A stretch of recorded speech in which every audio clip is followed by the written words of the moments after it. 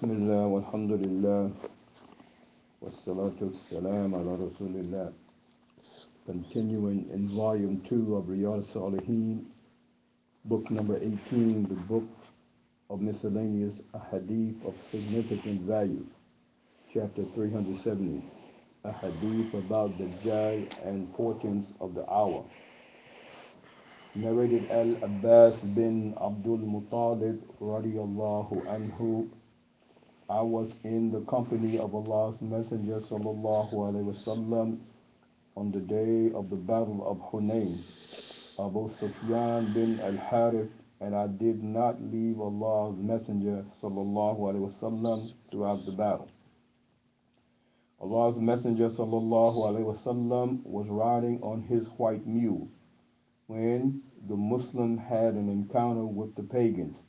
Muslim took to their heels.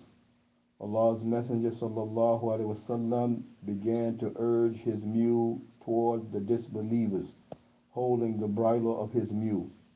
I was trying to restrain it from going very fast, and Abu Sufyan was holding the stirrup of the mule of Allah's Messenger sallallahu alaihi wasallam.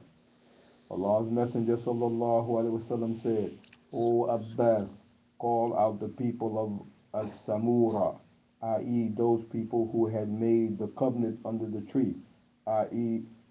Bay'a Ridwan." Abbas called out at the top of his voice, "Where are the people of As-Samura?" Abbas said, "As soon as they heard my voice, they rushed toward the Prophet sallallahu alaihi wasallam like a cow turning towards her calf. They were shouting, 'Here we are.' Soon they began to fight the infidels. Then there was a call for Ansar. Those who called out to them shouted, 'O you people of Ansar! O you people of Ansar!' They ended their call at Banu al-Harith bin al-Khazra. Allah's Messenger sallallahu alaihi wasallam, who was riding on his mule, looked at their fight with his neck stretched forward, and he said, 'This is the time when the fight is raging hot.' Then Allah's Messenger sallallahu alaihi wasallam took pebbles and threw them in the face of the disbelievers. He said, 'By the Lord of Muhammad, the disbelievers will be defeated.' I continued to watch until I found that their force was subdued and they began to retreat. Muslim. Here is the factual proof of the bravery and greatness of the Prophet sallallahu alaihi wasallam.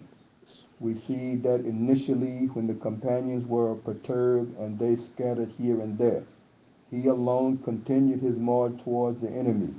He did not feel even the slightest fear or worry. In the end, his steadfastness compelled others to return and fight the enemy. In fact, they had not receded far. They had got confused for a while. The reason for this confusion was the continuous and sudden volley of arrows, which was quite unexpected for them. However, at the call of Al-Abbas, radiallahu anhu, they at once turned back to fight. Had they gone far off, their sudden reorganization and collecting again would not have been possible. Here is the proof of the miracle of the Prophet sallallahu alaihi wasallam as well. The throwing of few pebbles from his side caused the defeat of the enemy.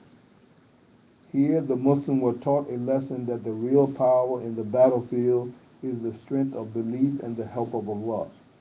The position of the armaments and other things is secondary.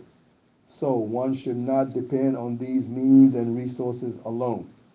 Otherwise, one will certainly face defeat in spite of large numbers of soldiers and better means, as happened initially in the Battle of Hunayn. The trust should be on Allah and His special help. His will alone is deciding factor in every matter. Alhamdulillahi Rabbil Alameen.